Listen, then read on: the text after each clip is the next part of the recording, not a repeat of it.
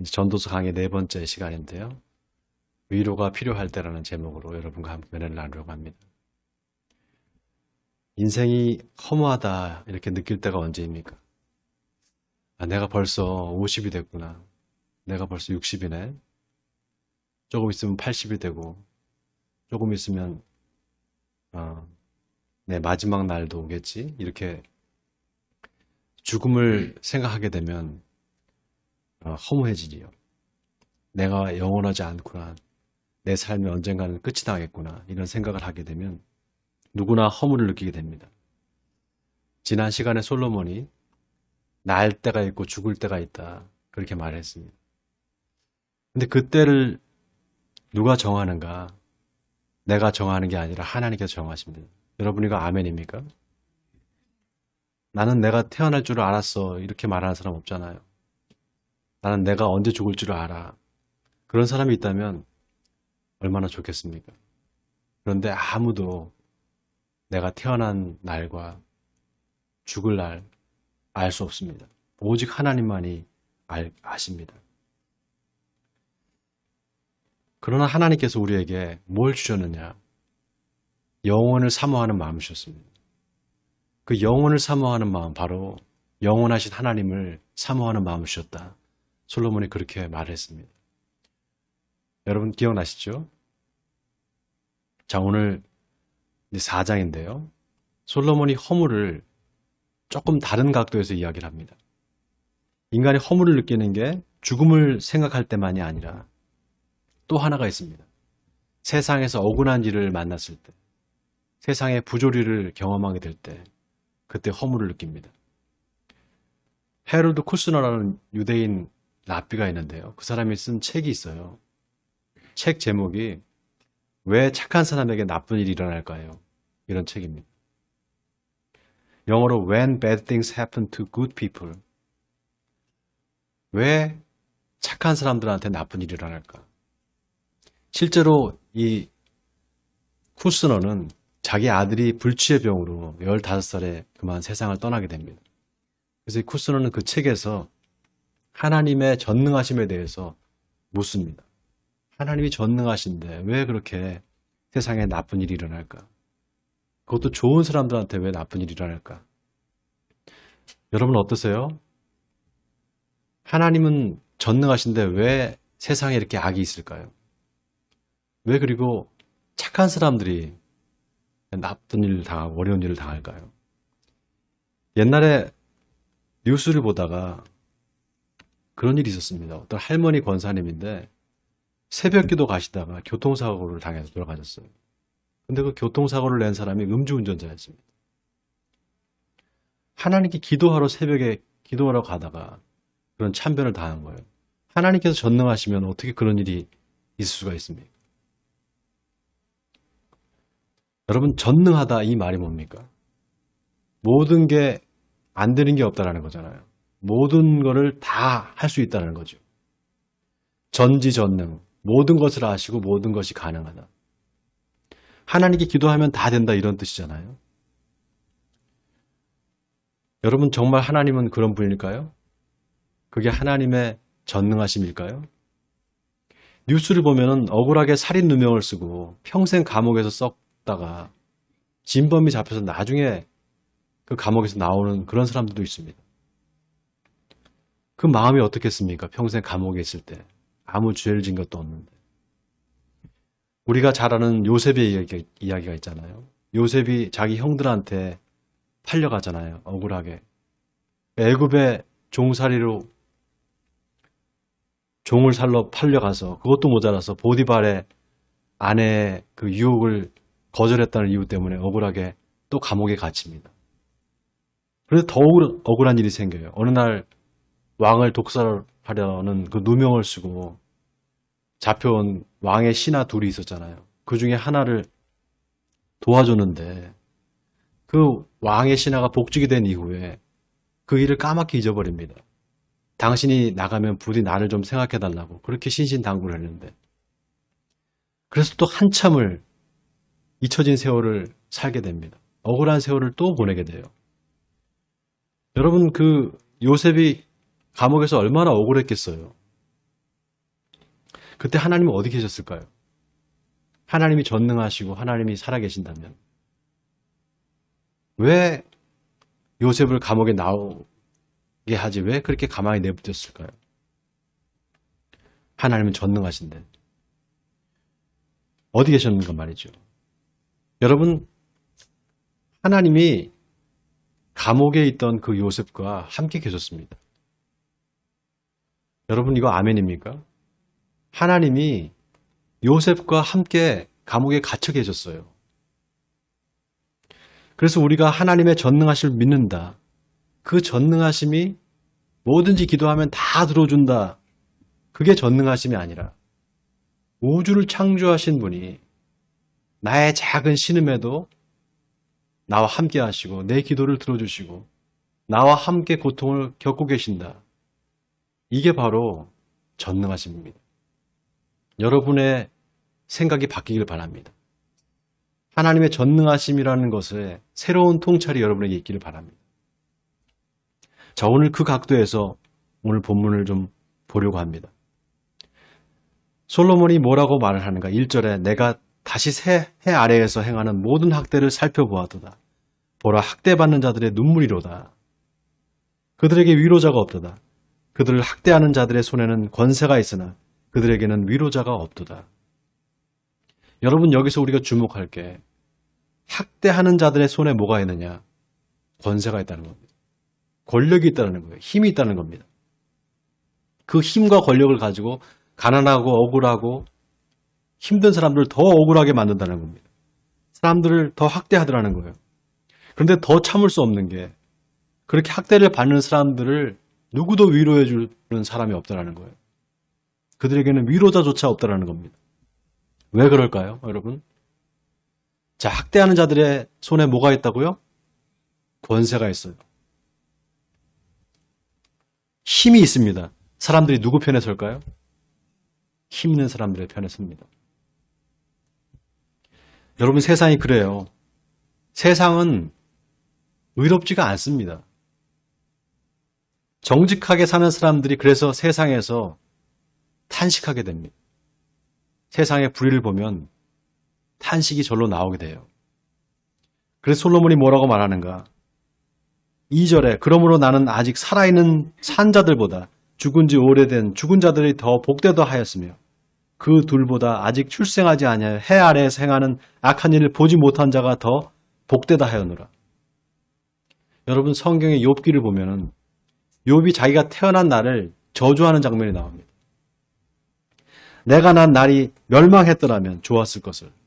어째서 내가 태어나서 이렇게 힘든 고난을 당하나? 주께서 나에게 왜 나를 태에서 태어나게 하셨는가? 이렇게 한탄을 합니다. 얼마나 고통스러웠으면 자기가 난 그 생일을 저주하겠습니까? 욥은 정말 그 허무의 극단까지 경험한 사람입니다. 너무너무 고통스러워서 차라리 죽기를 바랬던 사람이었어요. 자, 오늘 4절에 또 솔로몬이 뭐라고 말하는가? 내가 또 본즉 사람이 모든 수고와 모든 재주로 말미암아 이웃에게 시기를 받으니 이것도 헛되어 바람을 잡는 것이로다. 우리나라 속담에 사촌이 땅을 사면 어떻게 된다고요? 배가 아프다. 인간의 여러분 본성이 원래 그래요. 남이 잘 되는 걸 보고 좋아하는 사람 그렇게 많지 않습니다. 남이 잘 되면 참 잘 됐다 축하한다 그러지만 속으로는 시기하고 질투해요. 그게 인간의 죄성입니다. 반대로 잘 안 되면 어떻게 할까요? 예? 그 앞에서 어떻게 하냐고 얼마나 힘드냐고 그러면서 속으로는 까불다가 잘 됐다. 이렇게 하는 사람 많습니다. 정말 저 사람만큼 나를 알아주고 나를 믿을 줄 알았는데 저 사람이 저렇게 나를 저렇게 대하나? 그걸 깨달았을 때 허무해져요. 참 인생 허무하구나. 믿을 사람 아무도 없구나. 이렇게 되는 겁니다. 자, 그런데 솔로몬이 보니까 또 허무한 게 있더라는 거예요. 수고하고 성공한 사람한테 시기하고 질투하는 거, 그것도 허무한데 그 반대로 아주 게으르고 우매한 사람의 삶을 보니까 그들의 삶도 참 허무하더라는 거예요. 자, 오늘 본문 5절에 우매자는 팔짱을 끼고 있으면서 자기의 몸만 축내는도다 이렇게 말합니다. 자기의 몸만 축낸다. 이 말은 자기 살을 스스로 깎아먹는다 이 말이에요. 여러분, 이 일 안 하고 게으른 사람들 보세요. 남을 자꾸 시킵니다. 자기는 일을 안 하면서. 그러면서 어떻게 하는가 보세요. 팔짱을 딱 끼고 있어요. 스스로 멸망의 길로 간다는 거예요. 게으름 때문에. 잠언에 보면 솔로몬이 가난한 자의 밭과 지혜 없는 자의 포도원을 보면서 생각이 깊어졌다 이렇게 말합니다. 왜 생각이 깊어졌을까요? 전도서 3장 13절에 보면 솔로몬이 하나님이 사람들한테 다 먹고 마시는 것, 수고하고 낙을 누리는 것을 하나님께서 선물로 줬다 이렇게 말합니다. 그거를 자기가 깨달았다고 말해요. 여러분, 사람이 일을 안 하고 가만히 집에서 놀면 좋을 것 같죠? 못 견뎌요. 사람이 일을 해야 됩니다. 교수님들이 열심히 이제 그 학교에서 제자들과 함께 이렇게 강의를 하고 그러면서 강의할 때 그럴 때는 굉장히 젊어 보여요. 근데 퇴직한 교수들 보잖아요. 퇴직하는 순간 그냥 완전히 노인이 돼버립니다. 완전히. 사람이 일을 안 하고 논다는 거는 결국 좋은 게 아니에요. 계속해서 일을 해야 됩니다. 자, 그래서 솔로몬이 6절에 또 뭐라고 합니까? 두 손에 가득하고 수고하며 바람을 잡는 것보다 한 손에만 가득하고 평온함이 더 낫다 이렇게 말합니다. 이 말은 무슨 말이냐? 너무 성공만 보고 앞만 보고 달려가지 말고 또 너무 게을러서 아무것도 안 하는 거 이것도 안 된다는 겁니다. 여러분 아굴의 기도를 아시죠? 아굴의 기도.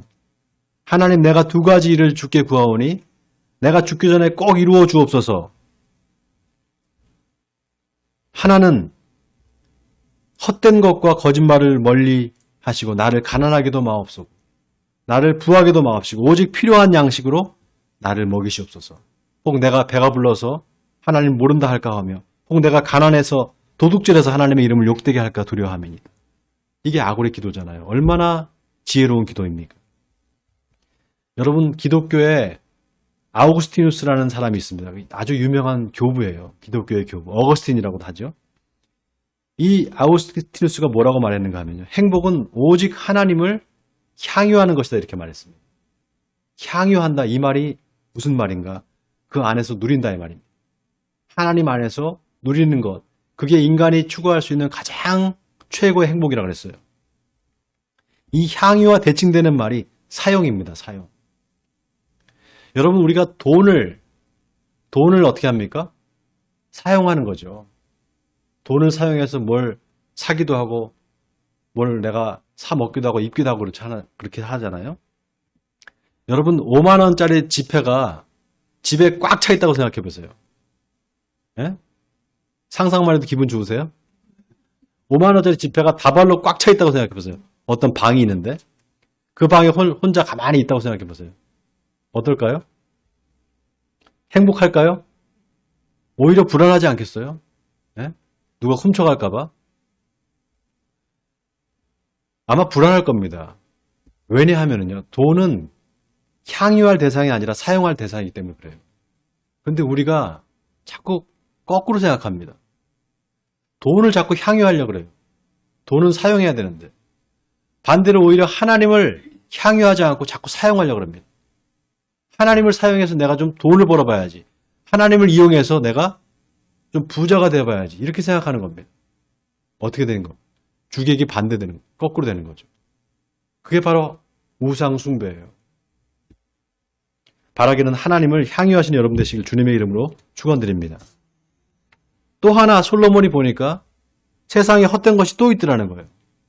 어떤 사람이 있는데 아들도 없고 형제도 없고 혼자 사는 사람인데 이 사람이 계속해서 뭘 수고를 한다는 겁니다. 열심히 수고하는데 그게 끝이 없더라는 거예요. 계속해서 혼자 돈을 모으고 열심히 땅도 사고 밭도 사고 재산이 많아졌는데 이제 그만하면 혼자 편안하게 살만도 한데 계속 일을 하더라는 거예요. 솔로몬이 보니까. 그러면서 그 사람이 스스로 내가 왜 이렇게 살고 있나?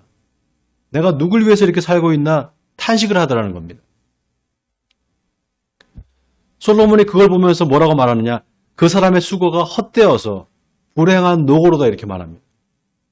그 사람이 아무리 열심히 일을 하고 돈을 모으고 재산을 모아도 그 사람이 하는 모든 노고가 다 헛되더라는 거예요. 불행하더라는 거예요. 여러분, 왜 그 사람의 수고가 불행합니까? 도대체 누굴 위해서 그렇게 사느냐는 거예요. 자식 있으면 자식한테 돈이라도 물려줄 수 있잖아요. 자식도 없고 형제도 없고 아내도 없는데 누굴 위해서 그렇게 애를 쓰며 산다는 겁니다. 여러분, 인생을 살면서 왜라는 질문이 없으면, 왜라는 물음이 없으면 그렇게 살게 돼요. 내가 왜 이렇게 살고 있지? 내가 뭘 위해서 이렇게 살고 있지? 계속해서 여러분 스스로에게 물음을 물어봐야 됩니다. 그래야지만 여러분의 삶이 의미가 있게 돼요. 자, 그런데 보세요. 솔로몬이 앞에서 그랬잖아요. 자기 자신을 실험 대상으로 삼아서 나를 위해서 한번 열심히 살아보자.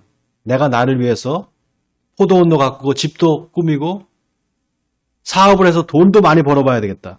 그래서 솔로몬이 모든 것을 다 얻었습니다. 근데 그 결과가 뭐였습니까? 나를 위해서 산 삶의 결과가 다 허무했다라는 거예요. 왜 그렇느냐? 자기 자신만을 위해서 살았기 때문이에요. 여러분, 솔로몬은 쾌락의 극단까지 간 사람이에요. 모든 것을 다 해본 사람입니다. 안 해본 거 없이. 그런데 그 사람이 그렇게 고백한 겁니다. 자기를 위해서 산 삶, 그게 다 허무하다는 거예요. 오늘 이 혼자 열심히 수고한 사람도 마찬가지입니다. 여러분, 절대로 행복은 소유에 있지 않습니다. 절대로 행복은 소유에 있지 않아요. 그러면 행복은 어디에 있느냐? 관계에 있어요. 따라하겠습니다. 관계에 있다. 솔로몬이 뭘 말하고 싶은가? 바로 관계를 말하고 싶은 거예요. 자, 오늘 구절을 보세요. 두 사람이 한 사람보다 나음은 그들이 수고함으로 좋은 상을 얻을 것입니다. 한 사람보다 두 사람이 낫다? 뭘 얘기하는 겁니까? 관계가 중요하다는 걸 얘기하는 겁니다. 관계에서 복이 온다는 거예요. 자, 그런데 보세요. 그들이 수고함으로 좋은 상을 얻을 것이다 그랬습니다. 여러분, 이때 이 상이라는 말이 영어로 prize가 아니고요.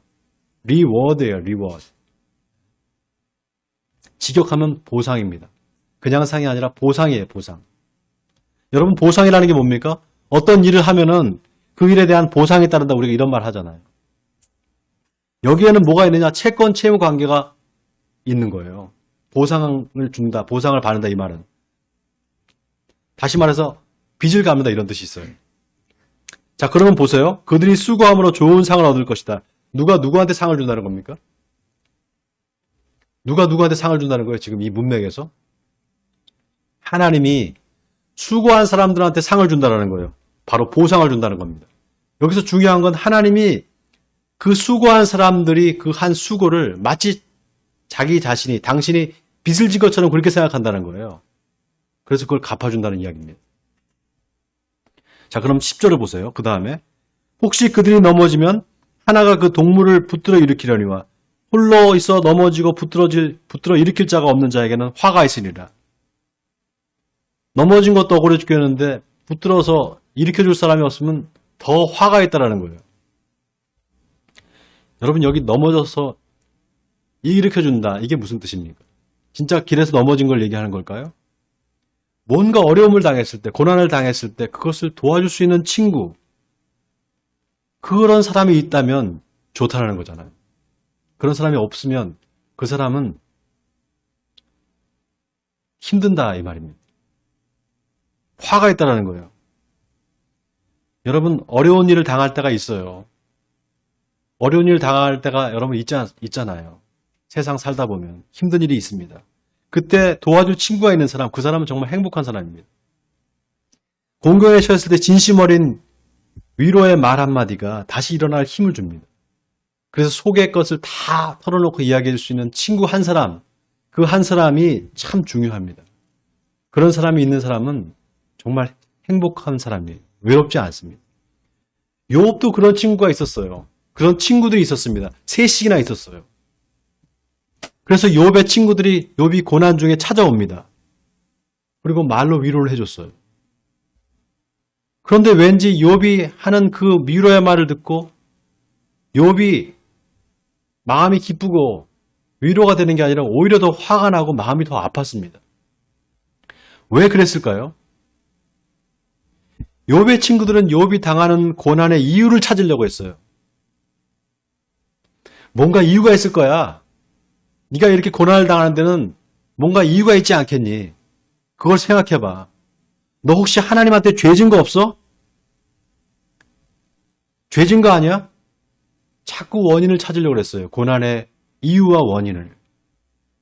여러분, 예수 믿는 사람들이 이거 조심해야 돼요. 특히 예수 믿는 사람들. 누가 어려움을 겪으면 뭐라고 말합니까? 가서? 혹시 하나님 앞에 뭐 죄진 거 있어? 뭐 잘못한 거 있어? 회개해. 이렇게 말하잖아요. 저 같은 경우에는요. 제가 몸이 아프잖아요. 그럼 그런 생각이 들어요. 내가 뭐 잘못한 게 있나? 내가 하나님 앞에 뭐 죄진 게 있나? 그런 생각이 들어요. 내가 뭘 잘못한 게 있는 게 생각이 되면 바로 회개를 합니다. 여러분 그거 좋은 걸까요? 나쁜 걸까요? 네? 몸이 아프면 이거 내가 뭐 죄를 졌나? 우리 그러잖아요. 여러분 그런 경험 없으세요? 저는 그래요. 아프면은 병원 가기 전에 막 병원 가서 뭐 이렇게 진찰을 받잖아요. 그때 큰 병이 아닐까 이런 그런 두려움이 있잖아요. 그때 순간 생각이 들어요. 하나님한테 내가 잘못한 게 혹시 없나? 좋은 거예요, 그거는요. 여러분, 하나님을 우리가 경외한다 이 말 하잖아요. 경외한다는 말이 두려워한다는 거거든요. 그 두려움은 공포가 아니에요. 뭐 괴기 영화 보면서 막 무서워하는 그런 공포가 아니라 거룩한 두려움입니다. 하나님 앞에서 내가 더 경건하게 살아야 되겠다. 이런 두려움이에요. 이건 좋은 거예요. 그런데요. 그걸 다른 사람한테 적용하면 어떻게 되느냐. 그렇게 되면 하나님의 이름으로 다른 사람을 정죄하게 됩니다. 하나님의 이름으로. 네가 뭔가 잘못한 게 있으니까 이 고난이 있지. 그냥 이 고난을 받겠어? 네가 뭔가 하나님께 죄를 지어서 그래. 그거 한번 생각해봐. 빨리 회개해. 고통의 원인을 찾는 겁니다. 또 하나가 있어요. 네가 고통받는 건 뭔가 하나님의 뜻이 있을 거야. 하나님의 선하신 뜻이 있을 거야. 이렇게 말하잖아요. 여러분들 아마 그런 말 할 거예요. 그렇죠? 특히 예수 믿는 분들. 누가 고난을 당하면 하나님이 선하시니까 하나님의 뜻이 있을 거예요. 맞는 말이에요. 하나님 뜻이 있습니다. 그러나 고통당하는 사람한테 지금 고통받고 힘들어하는 사람한테 하나님의 뜻이 있을 거야. 고통을 정당화하는 거예요. 그것도 고통을 정당화하는 겁니다. 죄를 지어서 고통을 받는 거 고통이 정당화되죠? 죄를 지었으니 고통을 받을 수밖에 없으니까. 원인과 결과니까. 그렇죠? 반대로 어떤 목적이 있을 거야. 하나님의 뜻이 있을 거야. 이것도 지금 현재 내가 당하는 고통을 정당화하는 겁니다. 고통받는 사람들한테 이게 둘 다 위로가 안 돼요. 그럴 때는 그냥 말없이 옆에 있어줘야 돼요. 말없이 옆에 있어주는 거예요. 욥의 친구들이 이걸 몰랐어요. 그래서 어떤 친구는 네가 뭔가 하나님께 죄를 진 게 있지 않느냐. 또 어떤 친구는 하나님의 뜻이 있을 거야. 이렇게 욥을 위로한다고 한 말이 욥한테는 다 상처가 됐어요. 그때 욥이 뭐라고 말하는 줄 아십니까? 아주 기가 막힌 말을 했어요. 자, 우리 성경을 한 군데 찾겠습니다. 욥기 16장 19절이에요. 욥기 16장 19절. 예. 욥기 16장 19절부터 22절까지인데 제가 읽을 테니까 여러분들 눈으로 따라오세요. 예, 욥기 16장 19절부터 22절까지입니다. 예. 지금 나의 증인이 하늘에 계시고 나의 중보자가 높은 데 계시니라.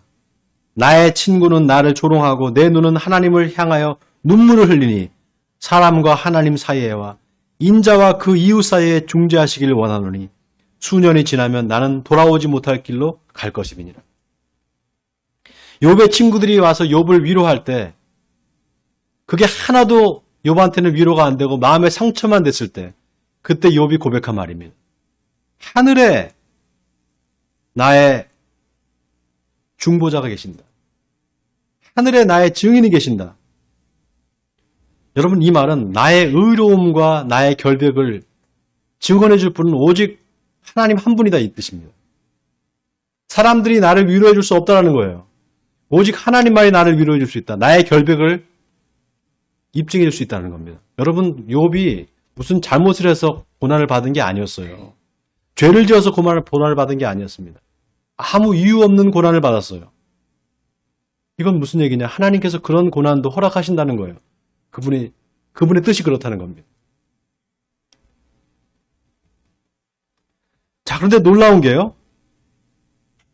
나의 의로움과 결백을 증명할 분 오직 하나님 한 분인데, 그리고 중보자가 하늘에 계시는데 그 중보자가 사람과 하나님 사이와 인자와 그 이웃 사이에 중재하시기를 원하노라 이렇게 말합니다. 여기 인자라는 말이 나와요. 인자. 여러분, 히브리 말로 이 인자라는 말이 벤 아담입니다. 아담의 아들이다 이런 뜻이에요. 바로 사람의 아들이라는 뜻이에요. 예수님께서 나는 인자다 이렇게 말씀하셨습니다. 그러니까 여기 인자는 누구를 말하는 건가? 예수님을 말하는 거예요. 바로 중보자이신 예수님을 말하는 겁니다. 자, 그러니까 보세요. 하늘에 하나님이 계세요. 그 다음에 중보자인 예수님이 계십니다. 근데 그 중보자가 하는 일이 뭔가? 하나님과 사람 사이 또 인자와 이웃 사이를 중재하신다고 그랬습니다. 바로 누굴 말하는 것일까? 성령님을 말하는 거예요. 그러니까 욥이 지금 삼위일체 하나님을 다 부르고 있는 겁니다. 하나님은 삼위일체 하나님이십니다. 하나님이 계시고 중보자인 예수님이 계시고 이 땅에서 우리를 위해서 중보하시는 성령님이 계십니다. 그 세 분 하나님을 다 부르고 있는 겁니다. 여러분, 우리가 하나님을 삼위일체 하나님이다 이렇게 고백하잖아요. 삼위일체 하나님, 성부, 성자, 성령 이 세 분이 한 분이다 이렇게 우리가 고백하죠. 이게 하나님이 세 분이다. 신이 세 신이 있다 이런 뜻이 아니에요. 그렇게 믿으면 삼신을 믿는 겁니다. 삼신할매를 믿는 거예요. 그런 뜻이 아니라 삼위일체는 관계를 말하는 거예요. 성부, 성자, 성령 이 세 분이 서로 지극히 사랑한다는 겁니다. 그 사랑의 관계를 말하고 싶은 거예요. 왜냐? 여러분, 우리가 성령이 없이는 하나님을 아버지라고 부를 수 있을까 없을까요? 없어요. 성령이 없이는 예수님을 주님이라고 부를 수 없습니다. 내 안에 성령이 계시기 때문이잖아요. 그렇죠? 그렇다면 성부, 성자, 성령. 자, 성령이 어디 계시다고요? 우리 안에 있죠? 그러니까 하나님, 예수님, 그리고 나예요, 나. 이 하나님, 예수님, 내가 하나라는 겁니다. 아멘입니까, 여러분? 그래서 하나님께서 성부, 성자, 성령의 삼위일체 하나님의 사랑의 관계 속을 우리를 초청하는 것. 이게 바로 복음이에요. 자, 그런 의미에서 오늘 본문 11절, 12절이 아주 의미심장합니다. 11절과 12절에 솔로몬이 뭐라고 말합니까? 또 두 사람이 함께 누우면 따뜻하거니와 한 사람이면 어찌 따뜻하랴? 한 사람이면 패하겠거니와 두 사람이면 맞설 수 있나니 세 겹줄은 쉽게 끊어지지 아니하느니라. 여러분, 이 말씀이 새끼를 꼴 때 세 줄로 꼬아야지 안 끊어진다 이런 뜻일까요? 관계를 말하는 거예요. 본문에서 솔로몬이 강조하는 건 관계입니다. 두 사람이 함께 누우면 따뜻하다. 한 사람이면 패하겠거냐, 두 사람이면 맞설 수 있다. 세 겹줄은 끊어지지 않는다. 다 관계에 대한 이야기입니다. 어떤 관계인가? 사랑의 관계. 사랑의 관계. 오늘 전도서 4장이 여러분 어떻게 처음에 시작됩니까? 내가 다시 해 아래에서 행하는 모든 학대를 살펴보았도다. 보라, 학대받는 자들의 눈물이로다. 그들에게는 위로자가 없도다. 오늘 설교 제목이 뭡니까, 여러분? 위로가 필요할 때. 위로가 필요할 때. 여러분, 우리가 인생을 살아갈 때 위로가 필요할 때가 있어요.